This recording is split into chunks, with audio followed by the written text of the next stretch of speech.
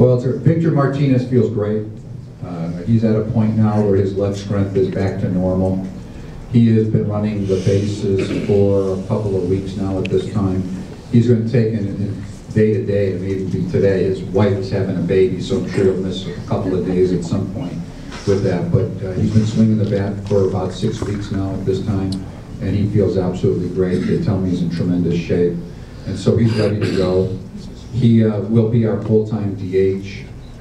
Knowing Victor, I've already heard that, well, you know, I really want to do catch. You know. He's happy to DH when I say that, but if this is in the back of his mind, and we said, you know what, we're really happy to have you DH at this point.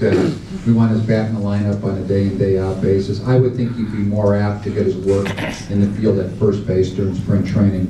And then the occasional once every 2 months day that Prince doesn't play first base and Jim decides to rest him and be the DH, that Victor is probably the guy that plays first base at that time. But he's doing great. And when we get to spring training, as we would with any player that's coming off a major injury, I'm sure we'll be a little careful with him and build him up because he missed all last year. But when he gets to the regular season, he'll be ready to go. Another question to your right.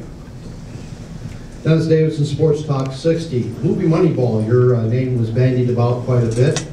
How much of that is real, how much of that is fiction, and how much has statistical probabilities come into this game today? Well, when you say how much of it is true, you mean in the movie itself? The part I tell, it's interesting because the way they portray that.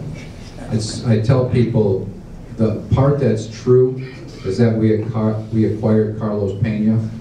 Everything else is not true. So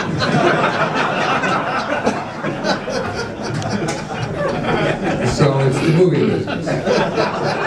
So we did get Pena, but we got Bonderman, who was a player to be named later in Franklin Herman.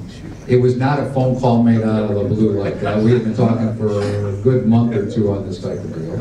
It was a 3-team trade because Weaver went to the Yankees and Lilly went out to Oakland. I did not pay for the Pepsi. So you can see how much of it was true. We made the